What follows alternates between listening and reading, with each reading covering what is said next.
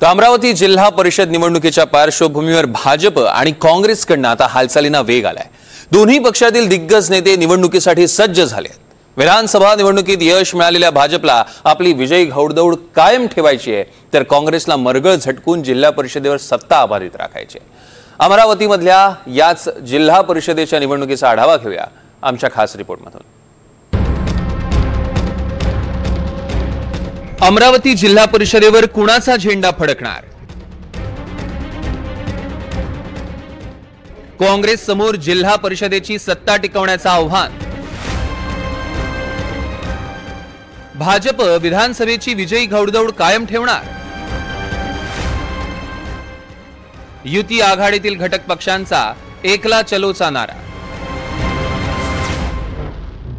जिल्हा परिषद निवडणुकीच्या पार्श्वभूमीवर अमरावतीत राजकीय हालचालींना वेग आलाय।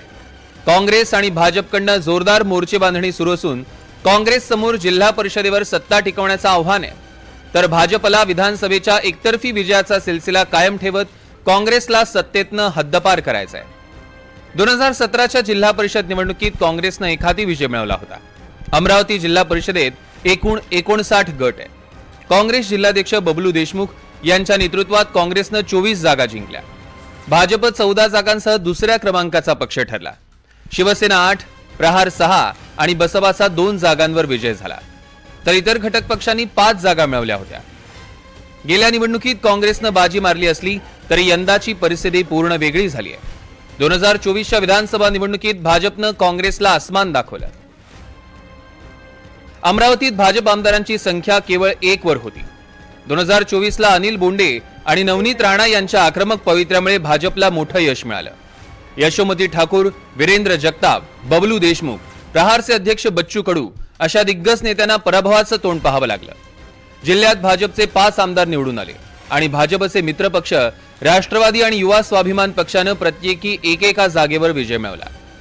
अमरावतीत 7 आमदार असल्यानं महायुतीची ताकद चांगलीच वाढली आहे। भाजप कार्यकर्त्यांमध्येही चैतन्याचं वातावरण आहे। विधानसभेच्या विजयी आघाडीचा जिल्हा परिषद निवडणुकीत फायदा होईल असा भाजपला ठाम विश्वास आहे। यावेळेला लोकांचा कल संपूर्णतः भारतीय जनता पक्षाकडे आहे। विशेषतः महिलांचा कल संपूर्णतः भारतीय जनता पक्षाकडे विधानसभेपासून दिसतो आहे आणि माननीय मुख्यमंत्री देवेंद्रजी फडणवीस यांचं कुशल नेतृत्व, महसूल मंत्री आणि पालकमंत्री श्री बावनकुळे साहेब यांचं सातत्याचा संपर्क, 5ही आमदार करत असलेले कामं आणि कार्यकर्त्यांचं असलेलं जाळं, यामुळे निश्चितपणे यावेळेला जिल्हा परिषदवर भारतीय जनता पक्षाचा झेंडा निर्विवादपणे फडकेल। त्यासोबतच पंचायत समिती सुद्धा भारतीय जनता पक्षाच्या ताब्यात येतील हा विश्वास निश्चितच मला आहे। दुसरीकडे विधानसभेच्या पराभवामुळे काँग्रेसच्या गोटातील कार्यकर्त्यांमध्ये मरगळ निर्माण झाली आहे। त्यामुळे काँग्रेस नेत्यांना स्थानिक पातळीवर कार्यकर्त्यांमध्ये प्राण फुंकावे लागतील। लोकसभा निवडणुकीत काँग्रेसच्या बळवंत वानखेडेंचा विजय झाला। भाजपच्या नवनीत राणा 20,000 मतांच्या फरकानं पराभूत झाल्या होत्या, पण विधानसभा निवडणुकीत भाजपनं कट्टर हिंदुत्वाच्या अजेंड्यावर मतदारांची मनं वळवली आणि महायुतीचे 7 आमदार निवडून आले। त्यामुळे भाजपकडून जिल्हा परिषद निवडणुकीत हाच फॉर्म्युला वापरला जाऊ शकतो। यावर तोडगा म्हणून काँग्रेसला आपली रणनीती बदलावी लागणार आहे। हे निश्चित आहे की अमरावती जिल्ह्यात काँग्रेस हा प्रबळ पक्ष आहे। गेल्या अनेक वर्षापासून मग जिल्हा परिषद असेल, पंचायत समित्या असतील, सहकारी सोसायट्या किंवा कृषी उत्पन्न बाजार समित्या, जिल्हा बँक सुद्धा, ह्या सर्व जे काही स्वायत्त संस्था आहेत त्या संस्था आतापर्यंत काँग्रेसच्या ताब्यातच होत्या, त्यांच्यावर सत्ता होती।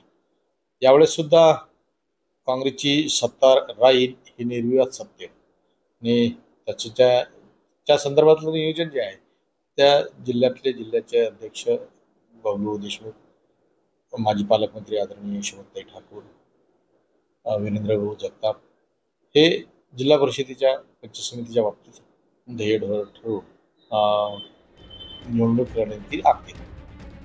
जिल्हा परिषदेसाठी महायुती करायची की स्वबळावर लढायचं हा पेच अमरावती जिल्ह्यात निर्माण झालाय। भाजप नेत्यांनी स्वबळाचा नारा दिला, तर युवा स्वाभिमान पक्षानं भाजप सोबत राहण्याची इच्छा व्यक्त केली आहे। अजित पवार गट मात्र एकट्यानं जिल्हा परिषदेच्या रिंगणात उतरण्याची तयारी करतोय। राष्ट्रवादी अजित पवार गटानं निवडणुकीची मोर्चे बांधणी सुरू केली आहे। आमदार सुलभा खोडके, संजय खोडके, जिल्हा परिषदेच्या माजी अध्यक्ष सुरेखा ठाकरे आणि नव्या दमाचे जिल्हाध्यक्ष संतोष महात्मे अशी अजित पवार गटाची फळी सक्रिय झाली आहे। या आधी सुद्धा राष्ट्रवादी काँग्रेसने महापौर पद असेल, जिल्हा परिषद अध्यक्ष पद असेल, अनेक पदांवर राष्ट्रवादी काँग्रेसने काम केलेलं आहे। येणाऱ्या निवडणुकांमध्ये जरी आम्ही महायुतीमध्ये असलो पण तरी सुद्धा पक्ष जो आदेश देईल त्या पद्धतीने आम्ही निर्णय घेऊ। परंतु निवडणुकीच्या माध्यमातून निवडून येणे ही अतिशय महत्वाची बाब असते आणि त्या अनुषंगाने इथल्या सिच्युएशननुसार आम्ही निवडणुकीला समोर जाऊ। आमची एक आढावा बैठक, त्या बैठकीला प्रदेश अध्यक्ष तटकरे साहेब होते, स्वतः अजितदादा होते आणि भुजबळ साहेब होते। त्या बैठकीमध्ये आम्हाला सूचना देण्यात आलेल्या आहेत जिल्हा परिषदेच्या आणि पंचायत समितीच्या पूर्व तयारीसाठी। परंतु राज्य स्तरावरून अशा कुठल्याही पद्धतीची युती करावी अशा पद्धतीच्या अद्याप तरी सूचना त्या ठिकाणी नाही आहे। परंतु हे जरी असलं तरी अमरावती जिल्ह्यामध्ये एकूण आमच्या जिल्हा परिषद मतदारसंघ जे आहे ते 59 आहे आणि पंचायत समितीचे मतदारसंघ जे आहेत ते 118 गण असे मतदारसंघ आहे। त्या मतदारसंघामध्ये आमचं संपूर्णपणे तयारी करण्याची पूर्ण भूमिका आहे आणि तशा पद्धतीचे आमचे सर्कल वाईज जाऊन आढावा बैठकीचे नियोजन आम्ही राष्ट्रवादी काँग्रेस पार्टीच्या वतीने आम्ही सुरू केलेलं आहे। अमरावती जिल्ह्यात काँग्रेस विरुद्ध भाजप अशी प्रमुख लढत असणार आहे। भाजपची विजयी घोडदौड कायम राहणार की काँग्रेस जिल्हा परिषदेवर आपली पकड आणखी घट्ट करणार याकडे अमरावतीकरांचं लक्ष लागलंय। शुभम बायस्कर, एनडीटीव्ही मराठी, अमरावती।